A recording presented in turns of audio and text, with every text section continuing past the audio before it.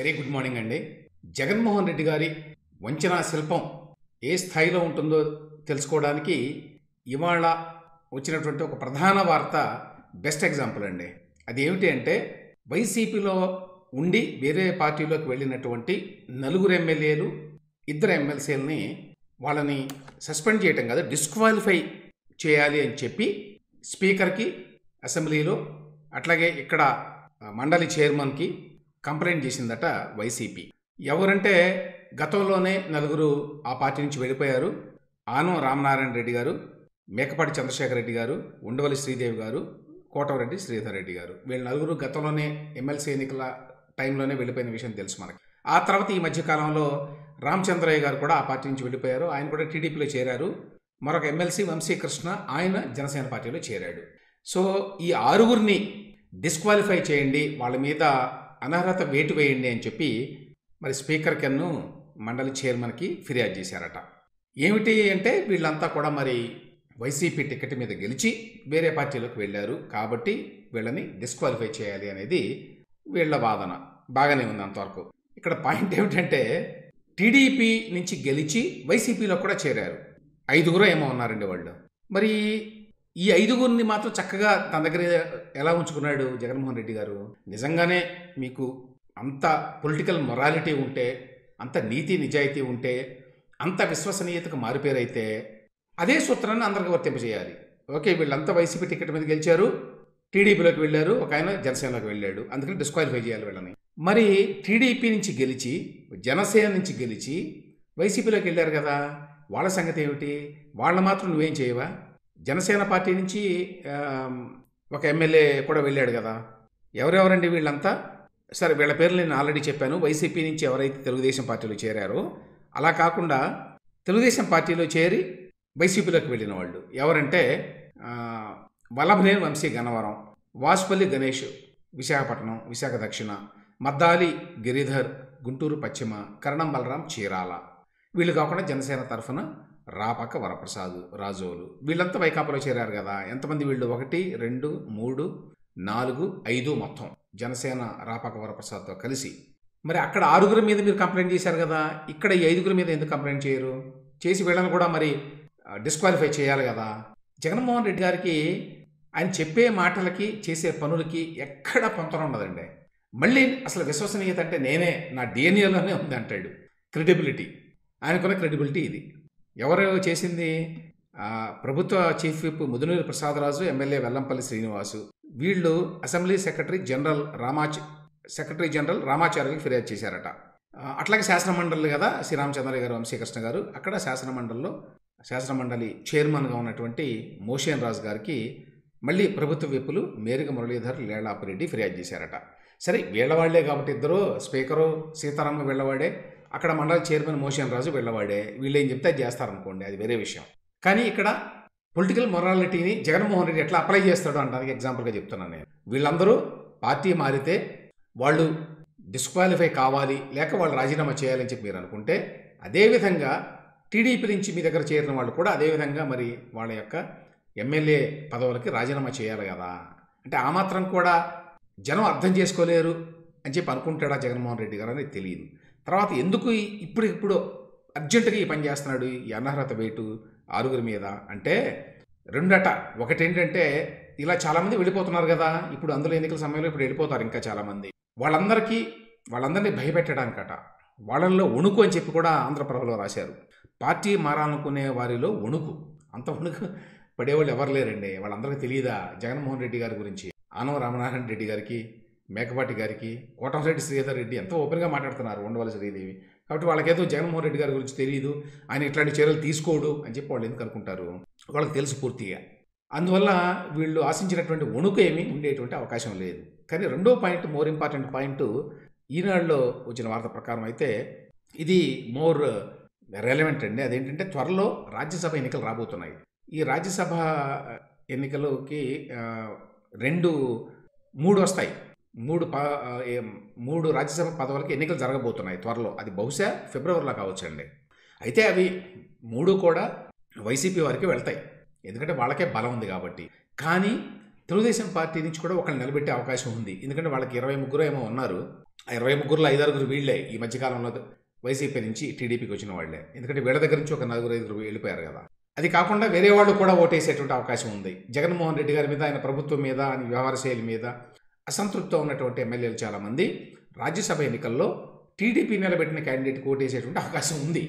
దానికి భయపడి, ఎందుకంటే అది ఏప్రిల్లో జరగబోయే 2024 ఎన్నికలకు ముందు జరుగుతుందండి. రాజ్యసభ ఎన్నికలు జరగాల్సి ఉంది ఫిబ్రవరిలో. ఎందుకంటే సీఎం రమేష్ గారు వీళ్ళు ముగ్గురున్నారు కనకమేడల, వాళ్ళు వాళ్ళ యొక్క పదవీకాలం పూర్తవుతుంది కాబట్టి ఆ ఎన్నికల్లో పొరపాటున గనక తెలుగుదేశం పెట్టిన అభ్యర్థి ఒకవేళ గెలిస్తే ఇంకప్పుడు జగన్మోహన్ రెడ్డి గారికి మామూలుగా ఉండదు పరిస్థితి. ఎందుకంటే అది చాలా పెద్ద ఓటమి అవుతుంది. అప్పుడు చాలామంది ఇంకా ధైర్యం తెచ్చుకుని వెళ్ళిపోతారు పార్టీలో నుంచి. అందువల్ల దానిని నిలువరించడానికి జగన్మోహన్ రెడ్డి గారు ప్లాన్ వేశాడు ఈ విధంగా. అదేంటి, వీళ్ళందరినీ డిస్క్వాలిఫై చేశారనుకోండి, వీళ్ళు ఓటు వేయడానికి లేదు. రేపు ఎవరైనా సరే ఎదురు తిరిగితే రాబోయేటువంటి 3-4 వారాల్లో వాళ్ళకు కూడా భయం వస్తుంది. అమ్మో మమ్మల్ని డిస్క్వాలిఫై చేస్తారు, రాజ్యసభ ఎన్నికల్లో ఓటు వేసేటువంటి అవకాశం కూడా మాకు ఉండదు అని చెప్పి వాళ్ళు అనుకునేటువంటి, భయపడేటువంటి అవకాశం ఉంటుంది. అందుకోసం అని చెప్పి అన్నమాట ఈ నిర్ణయం తీసుకుందాం. కాబట్టి పూర్తిగా పొలిటికల్ నిర్ణయం, కానీ దీనికి నైతికత అంటగట్టబోతారు వైసీపీ వాళ్ళు. అది నేను చెప్పదలుచుకున్నది ఇక్కడ. దీనికి ఈ రాజకీయానికి విలువలే సిగ్గుపడుతున్నాయని చెప్పి ఈనాడులో దీనికి సంబంధించి వార్త కూడా వచ్చిందండి. ఇక రెండవది, నిన్న మన జగన్మోహన్ రెడ్డి గారి కేసు వ్యవహారం మీద ఒక స్టోరీని వేశారు ఈనాడు వాళ్ళు. దాని మీద వెంటనే ఇవాళ సాక్షిలో ఓ పెద్ద బ్యానర్ స్టోరీ కాలంలో రాసేస్తారు కదా, రాస్తారనే విషయం తెలుసు మనకి, రాశారు అట్లా అనుకున్నట్టే. అయితే 2 రకాలుగా ఉంది ఈ స్టోరీ, 2 పార్ట్స్గా ఉందండి. ఒకటేంటంటే రామోజీరావు మీద ఒక స్టోరీ, తర్వాత తమ మీద వచ్చినటువంటి ఆరోపణలు ఏవైతే ఉన్నాయో ఈ సిబిఐ ఈడీ కేసులు ఉన్నాయి కదా, వాటికి సంబంధించిన వివరణ ఒకటి. ఆ వివరణ ఇస్తూ మళ్ళీ కొన్ని కొత్త ఆరోపణలు చేయడం రామోజీరావు మీద. ఇక్కడ విషయం ఏంటంటే విజయవాడ ఈనాడు ఆఫీస్ గురించి అండి. ఈనాడుకి విజయవాడ, హైదరాబాదు, విశాఖపట్నంలో ఉన్నటువంటి ఆఫీసులు, పాత ఆఫీసులు ఏవైతే ఉన్నాయో అవన్నీ కూడా యాక్చువల్గా స్థలాలు లీజుకు తీసుకొని 30 ఏళ్ల పాటు 40 ఏళ్ల పాటు వాళ్ళు బిల్డింగ్లు కట్టుకొని నడిపారండి. సో ఆ స్థలాలకు సంబంధించి కొన్ని వివాదాలు ఉన్నాయి. అందులో కొన్ని పరిష్కారం కూడా అయినట్టు ఉన్నాయి కోర్టుల ద్వారా. విజయవాడ కూడా అంతే, అది కూడా కొంత 3 ఎకరాలేమో ఉంది ఆ స్థలం. చాలా కాలం పాటు అక్కడ నడిచింది, ఇప్పుడు అక్కడ లేదు కూడా. వాస్తవం చెప్పాలంటే ఇప్పుడు అక్కడ దాదాపు 30 ఏళ్ల పాటు ఈనాడు ఏ కార్యాలయం నుంచి అయితే పనిచేసిందో విజయవాడలో, అందులో ఇప్పుడు లేదు. అది చాలా బెంజీ సర్కిల్ దగ్గరే ఉంటుంది ఆఫీసు. చాలా పాపులర్ మరి బిల్డింగ్ ఒకప్పుడు, ఈనాడు అని చెప్పి పెద్ద అక్షరాలతో రాసి ఉండేది. చాలామంది అందులో పనిచేశారు, జర్నలిజంలో ఉన్నవాళ్ళు చాలామంది ప్రముఖులు కూడా అక్కడ పనిచేశారు. నేను కూడా యాక్చువల్గా అదే బిల్డింగ్లో ఈనాడు పరీక్ష రాశాను ఎప్పుడో, కొంతకాలం పాటు ఈనాడులో పనిచేసిన. సో ఆ బిల్డింగ్ని తర్వాత వివాదాల నుంచి పరిష్కారం అయ్యి అందులో కొంత వెళ్ళింది. ఎవరు ఈయన తోడల్లుడికి వెళ్ళినాడు, తోడల్లుడి స్థలమే అనుకుంటాను అది. అప్పట్లో పొలాలండి అవన్నీ కూడా. ఆ తర్వాత ఇప్పుడు సిటీ పెరిగింది కాబట్టి అన్ని చోట్ల అట్లా జరిగింది. ఈవెన్ హైదరాబాద్లో కూడా ఈనాడు సోమాజిగూడలో ఉంటే అది అవుట్స్కర్ట్స్ ఆ కాలంలో, విశాఖపట్నంలో కూడా అంతే. కానీ ఇవాళ అవన్నీ కూడా సిటీ మధ్యలోకి వచ్చేసినట్టుగా అయిపోయినాయి కదా. సో ఈ బిల్డింగ్ కూడా వివాదం పరిష్కారం అయ్యి కొంత స్థలం ఏదో ఇచ్చేశారట ఆ అప్పారావు గారికో ఎవరికో, మరి అది తోడల్లుడికి. ఆయన ఏదో ఎవరో హాస్పిటల్కో, ఎన్ఆర్ఐ హాస్పిటల్కో ఎవరికో ఇచ్చేసినట్టున్నాడు, అమ్మినట్టున్నాడు ఆ స్థలాన్ని. అది విషయం. అది దానిని తీసుకొచ్చి ఇప్పుడు ఏమైంది, ఇప్పుడు విజయవాడ ఈనాడు స్థలాన్ని ఖాళీ చేసిన రామోజీరావు ఖాళీ చేశాడు, మంచిదే కదా. అదే మన జగన్మోహన్ రెడ్డి గారు, విజయసాయి రెడ్డి గారు అంటే బ్యాచ్ అయితే వాళ్ళు ఖాళీ చేస్తారా ఏదైనా స్థలాన్ని వాళ్ళకి ఇస్తే, అందులో ఇటువంటి సెంట్రల్లీ లొకేటెడ్ స్థలాన్ని? సో ఎట్టకేలకు అసలు యజమాని వల్లూరు రామకృష్ణ చేతికి ఎప్పుడో వచ్చిందండి, ఆల్రెడీ కూలగొట్టారు కూడా, కానీ ఇప్పుడే జరిగినట్టుగా రాస్తాడు. 40 ఏళ్లుగా పత్రిక పేరుతో నామమాత్రపు లీజుకే 3 ఎకరాలు. అవును, అప్పుడు నామమాత్రపు లీజే ఉంటుంది, 40 ఏళ్ల క్రితం ఏముంటుంది దానికి పొలానికి. రహదారి విస్తరణను 20 ఏళ్ల పాటు అడ్డుకున్న గురువింద, లీజు ముగిసి 10 ఏళ్లు దాటినా ఖాళీ చేయకుండా తిష్ట, పరిహారంగా ఇచ్చే టీడీఆర్ బాండ్లు తనకే ఇవ్వాలని కోర్టుకు వెళ్ళాడు కదా, రౌడీల దగ్గరికి అయితే వెళ్ళలేదు కదా, మీలాగా రౌడీల పంచాయతీ అయితే చేయలేదు కదా. న్యాయం గెలవడంతో యజమానికి భూమి అప్పగించి పలాయనం ఏంటండి, కోర్టులో ఒక నిర్ణయం వస్తే ఆ నిర్ణయం ప్రకారం చేశాడు రామోజీరావు, దాన్ని అభినందించాలి కదా. పలాయనం అట. విశాఖలోనూ ఇలాగే భూమోజీ అక్రమాలు, అక్కడ ఇదే ఫలితం. అయితే ఏమిటి ఇందులో ఏంటండి, ప్రజలకు సంబంధించింది ఏమైనా ఉందా ఇందులో? లేదు, వ్యక్తిగతమైనటువంటి మొరాలిటీకి సంబంధించిన అంశం అనుకోండి. ఓకే, రామోజీరావు గారు ఆ స్థలాన్ని లీజుకి తీసుకున్నాడు, ఆ తర్వాత అతనికి ఆ స్థల యజమానికి మధ్య గొడవలు వచ్చినాయి, కోర్టుకు వెళ్ళారు, కోర్టులో తీర్పు వచ్చింది. ఆ తీర్పు ప్రకారం అందులో సగం స్థలం ఎంత ఇచ్చాడో ఏదో అయింది మొత్తానికి. ఏదన్నా కానివ్వండి, ఈనాడు అక్కడ నడవడం లేదు, నెంబర్ 1. నంబర్ 2 ఆ సమస్య పరిష్కారం అయిపోయింది. ఏమిటి దాని గురించి వీళ్ళు ఇప్పుడు రాయబోయేది? ఏదో అక్కడ ఏదో ఉన్నది, ఏదో జరిగింది, ఏదో గొప్ప అవినీతిని అక్రమాన్ని పట్టుకున్నాను అన్నట్టుగా చేయడానికి చేసే ప్రయత్నం తప్ప విషయం లేదు అందులో అనేది ఒక పాయింట్. రెండవది, దాంతోపాటు ఎదురుదాడి కూడా చేయాలి కదా. టిపికల్ వైసీపీ మార్కు అది కౌంటర్ ఉంటుంది. అదేంటంటే తమ మీద ఆరోపణ చేస్తే ఆరోపణకు సరైన సమాధానం చెప్పకుండా ఎదురు దాడి చేయడం అనమాట. అబద్ధాల గురువు బాబుకు దరువు అంటాడు. ఇందులో బాబుకి సంబంధం ఏంటంటే చంద్రబాబు నాయుడికి ఏమన్నా వాటా ఉందా? ఇందులో ఈనాడులో వాటా ఉందా? ఈనాడుకున్నటువంటి ఈ హైదరాబాదు, విజయవాడ, విశాఖపట్నంలో ఉన్నటువంటి బిల్డింగులు కానీ, లేకపోతే రామోజీ ఫిల్మ్ సిటీ కానీ, లేకపోతే మరేమన్నా కానీ ఏవైతే ఉంటే అవన్నీ రామోజీరావు గారికి వాటిలో ఏమైనా వాటా ఉందా? వీళ్ళు ఏం చేస్తారంటే రామోజీరావుని చంద్రబాబు నాయుడు గారితో కలిపేసి ఇద్దరు ఒకటే సామాజిక వర్గానికి చెందినవాడు కాబట్టి ఇద్దరు ఒకటే అంటారు. అట్లా ఒకటే అయితే మొత్తం ఆంధ్రప్రదేశ్లో, తెలంగాణలో ఉన్నటువంటి మరి జగన్మోహన్ రెడ్డి గారి సామాజిక వర్గం అంతా ఆయన వాళ్ళేనా? అందుకనే ఆయన పదవులు ఇస్తున్నాడని చెప్పి అనుకోవాలా? ఒకటి. రెండవది, ఈనాడు పత్రికని ఏదో తెలుగుదేశం పార్టీ కోసమే పుట్టింది అన్నట్టుగా చాలామంది మాట్లాడతారు. తెలుగుదేశం పార్టీకి ఎన్టీ రామారావు ఉన్నప్పుడు మద్దతు ఇచ్చిన విషయం అయితే వాస్తవం, చారిత్రకంగా వాస్తవం. అది నేను మద్దతు ఇస్తున్నానని ప్రకటించి మరీ చేశాడు రామోజీరావు గారు. చాలామందికి తెలియని విషయం అది. ఆ రోజున ఎడిటోరియల్ పరంగా రాసి ఇప్పుడు కాంగ్రెస్ పాలన నడుస్తోంది అప్పటికి 30 ఏళ్ల నుంచి. ఈ కాంగ్రెస్ పాలన కాకుండా కొత్త ప్రభుత్వం రావాల్సిన అవసరం ఉందని భావిస్తున్నాం కాబట్టి మేము ఓపెన్గా కొత్తగా వచ్చినటువంటి తెలుగుదేశం అనే పార్టీని సమర్థిస్తున్నాము అని రాయడమే కాకుండా ఆ తర్వాత ఇంకో ఎడిటోరియల్ రాశారండి. తెలుగుదేశం పార్టీ గెలిచినప్పుడు 83లో అదేమిటంటే తెలుగుదేశం పార్టీ రేపు ఎన్నికనగా రాశారు ఈ ఎడిటోరియల్. రామోజీరావు గారి సంతకంతో మేము తెలుగుదేశం పార్టీ గెలవాలని చెప్పి అనుకుంటున్నాము, గెలుస్తుందని భావిస్తున్నాం. మేము ఈసారి ఎన్నికల్లో ప్రజలు తీవ్రమైన వ్యతిరేకత ఉన్నారు కాంగ్రెస్ పార్టీకి. మేము ఆ పార్టీని సమర్థించాము, ఆ పార్టీ గెలవాలని కోరుకున్నాము. అయితే రేపు ఎన్నికల్లో కనుక తెలుగుదేశం పార్టీ గెలిస్తే మేము ఇంతకుముందు కాంగ్రెస్ పార్టీని, కాంగ్రెస్ ప్రభుత్వాన్ని ఏ ప్రమాణాలను అయితే వాళ్ళకి ఆపాదించి వాళ్ళని విమర్శలు చేశామో, ఏ స్టాండర్డ్స్కి వాళ్ళని నిలబెట్టామో అదే స్టాండర్డ్స్కి, అదే ప్రమాణాలకి రాబోయే తెలుగుదేశం ప్రభుత్వాన్ని కూడా నిలబెడతాము, అందులో ఎటువంటి మొహమాటం లేదు అని చెప్పి సైన్డ్ ఎడిటోరియల్ అంటారండి. సంతకం పెట్టి మరి రామోజీరావు గారు రాశారు. కాబట్టి ఇందులో సీక్రెట్ ఏమీ లేదు. ఇప్పుడు సాక్షి పత్రిక ఉందనుకోండి, సాక్షి పత్రిక వైఎస్ఆర్సీపీ పత్రిక. ఈ పత్రిక వైఎస్ఆర్సీపీ కోసము, జగన్మోహన్ రెడ్డి గారి కోసము పనిచేస్తున్నది అని చెప్పి రాయండి. అందులో మీరు ఆ మాట రాయారు కదా. అసలు నాకు పత్రికే లేదంటాడు జగన్మోహన్ రెడ్డి గారు. అసలు నాకు ఈ పత్రికలు లేవు, టీవీలు లేవు అని చెప్పి అబద్ధం చెప్పేస్తాడు. ఒకటి. రెండవది, చాలామందికి తెలియని మరొక విషయం ఏంటంటే ఈనాడు పత్రిక అనేది తెలుగుదేశం పార్టీ పుట్టడానికి ముందు నుంచే ఉన్నదండి. చాలామంది తన వాళ్ళకి తెలియక అటు వైసీపీ సానుభూతి పరులు కావచ్చు, తెలుగుదేశం పార్టీ సానుభూతి పరులు కావచ్చు, చాలామందికి తెలియదు. అదేదో తెలుగుదేశం పార్టీ వచ్చినప్పుడే ఈనాడు కూడా వచ్చిందేమో అనుకుంటా. ఈనాడు ఎప్పుడో 75లో వచ్చిందండి. తెలుగుదేశం పార్టీ పెట్టిందే 82లో, 7 సంవత్సరాల తర్వాత. కాబట్టి తెలుగుదేశం పార్టీని చూసుకోను, దాని అండ చూసుకోను, దానికోసమో ఈనాడు పత్రిక పుట్టలేదు. ఈనాడు పత్రిక యొక్క విధానాల పట్ల, వాళ్ళ యొక్క జర్నలిజం పట్ల ఎవరైనా విమర్శలు చేయొచ్చు, దాని మీద కొంతమందికి అభ్యంతరాలు ఉండొచ్చు, అది వేరు. ఏ పత్రిక మీద అయినా కూడా విమర్శలు ఉంటాయి, అది వేరు. కానీ తెలుగుదేశం పార్టీ కోసమే పుట్టింది, తెలుగుదేశం పార్టీ వచ్చినప్పటి నుంచి ఈ పత్రిక వచ్చింది, దాని మీద ఆధారపడి ఈ పత్రిక బతుకుతోంది అనేది పచ్చి అబద్ధం. ఇప్పుడు ఎమర్జెన్సీ కాలంలోనే మరి ఈనాడు పత్రిక ఉన్నది. అసలు తెలుగుదేశం పార్టీ పుట్టకముందే మేము కాంగ్రెస్ వ్యతిరేక పత్రిక అని చెప్పుకున్నారు. అంటే ఆ కాలంలో జనతా పార్టీ, వేరే పార్టీలు ఉండేవనుకోండి, ఆ పార్టీలని కొంచెం ఆ పార్టీలకి వాటిని హైప్ చేస్తూ ఎక్కువ రాసేవాళ్ళు. ఆ కాలంలో లోక్దళ్ళు ఇట్లాంటి పార్టీలు ఉండేవి. అప్పుడు తెలుగుదేశం పార్టీ అనే లేదు, ఎన్టీ రామారావు అనే వ్యక్తి లేడు. అసలు ఎన్టీ రామారావు గారికి, రామోజీరావు గారికి అంతకుముందు పరిచయం కూడా లేదు. సో అదంతా చరిత్ర అనుకోండి. ఇది యాక్చువల్గా నేను రాసినటువంటి ఎన్టీ రామారావు గారి బయోగ్రఫీ ఇంగ్లీష్లో రాశాను నేను, maverick messiah political biography of NT Ramarao అని. ఆ పుస్తకంలో ఈ వివరాలన్నీ, ఈ చరిత్ర అంతా కూడా రాశానండి. సో అది ఒకటి పక్కన పెడితే ఇక ఏమంటారు వీళ్ళు, ఒకటి వాళ్ళ యొక్క కేసుల గురించి ఈనాడు పత్రిక రాసిన విషయాన్ని వీళ్ళు రాశారు. ఇక్కడ సాక్షి కేసుల్లో జగన్ వాయిదాలంటూ దిగజారి దుష్ప్రచారం, నిజానికి ఒక్కటి మిస్ కాకుండా ప్రతిసారి హాజరవుతున్న వైఎస్ జగన్ లాయర్లు హాజరవుతున్నారు. ఆ మాటే ఈనాడు కూడా రాసింది, లాయర్లే వస్తున్నారు, ఆయన రాలేదు అని. కాబట్టి అందులో ఏమీ అబద్ధం లేదు. రెండో విషయం చాలా ఇంపార్టెంట్ అండి, సాక్షి పెట్టుబడులు సక్రమమే అని చెప్పి ఒకటి రాశారు. ఇది చాలా ఇంపార్టెంట్. ఎట్లా చెప్తావు ఈ మాట, సాక్షి పెట్టుబడులు సక్రమమే అని? కోర్టులో 11 సిబిఐ కేసులు, 9 ఎన్ఫోర్స్మెంట్ డైరెక్టరేట్ కేసులు ఈ అంశం మీదనే ఉన్నాయి. కానీ ఎంత ధైర్యంగా రాసుకున్నారో చూడండి. సొంత పత్రిక, సొంత డబ్బు, సొంత వ్యవస్థ ఉంటే అడ్వాంటేజ్ ఇదే. వేరే వాళ్ళు ఈ విధంగా రాసుకోగలరా?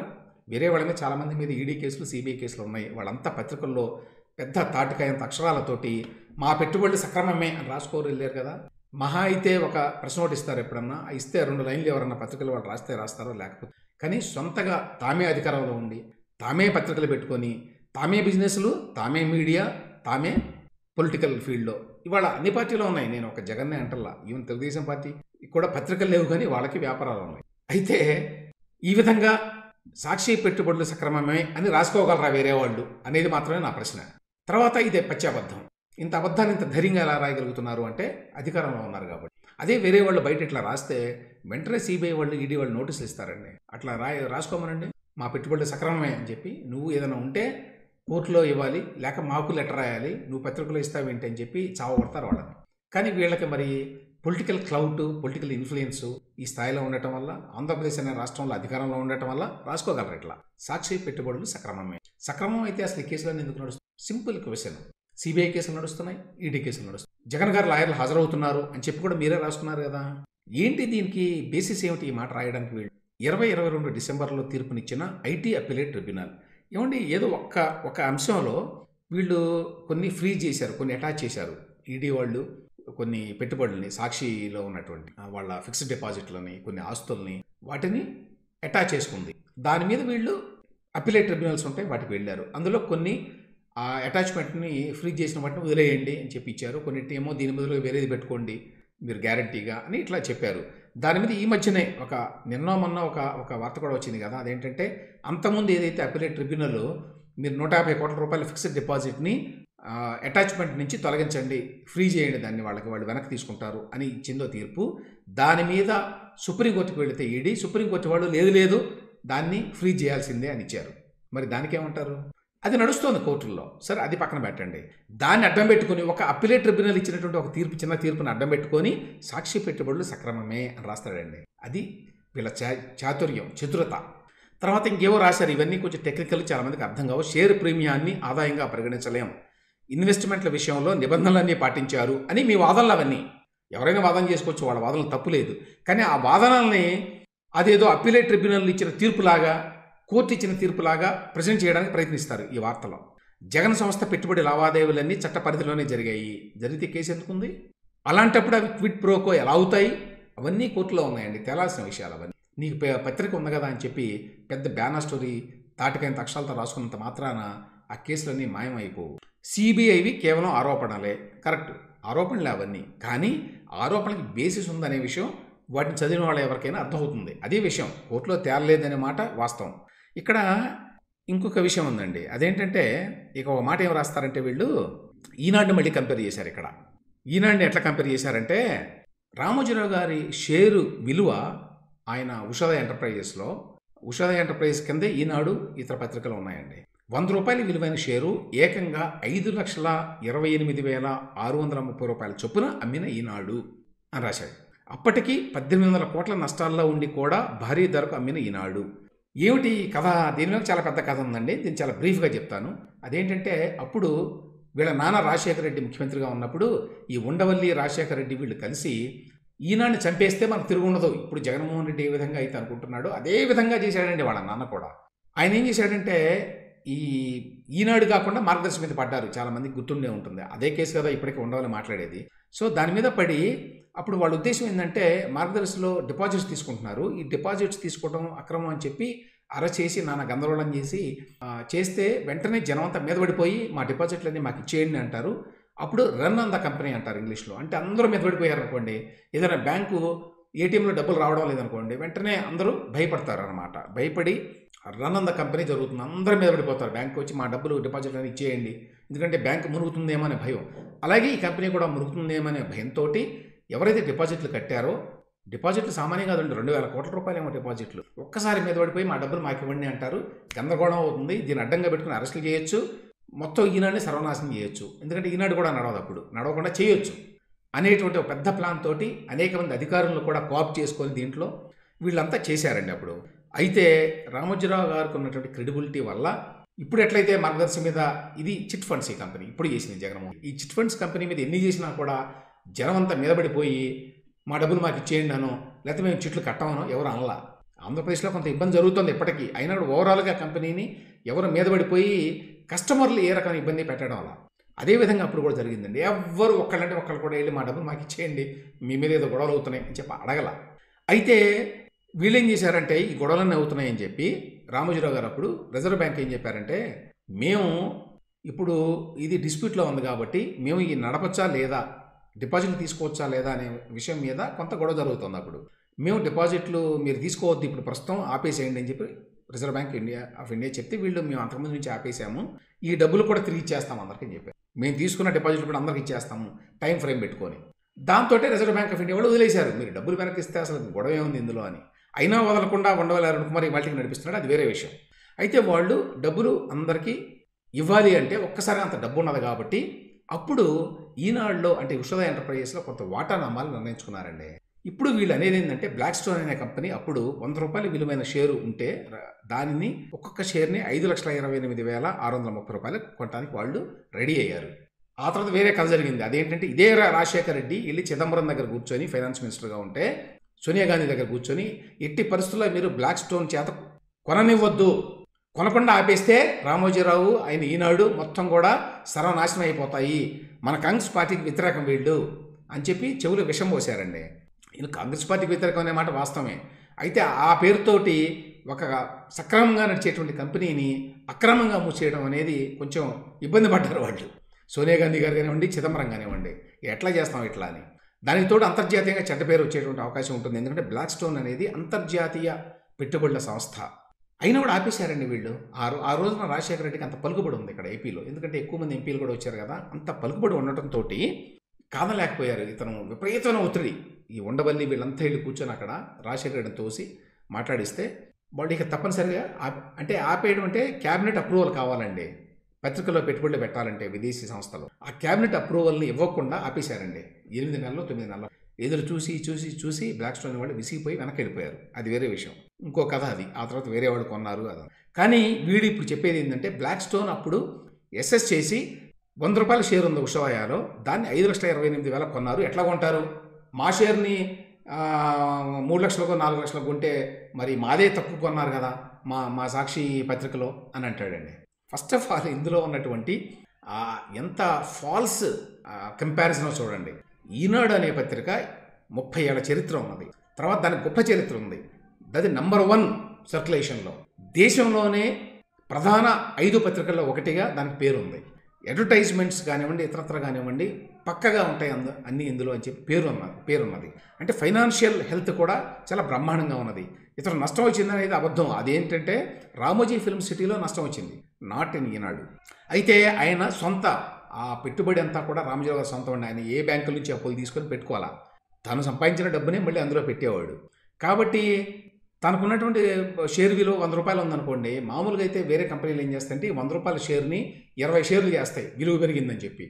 ప్రతి 5 రూపాయల షేర్లు చేస్తాయి అనమాట. ఒక్కో షేర్ విలువ 5 రూపాయలు అవుతుంది. అంటే 5 రూపాయలు అనేది ఆన్ పేపర్ కానీ బయట దాని విలువ చాలా ఎక్కువ ఉంటుంది.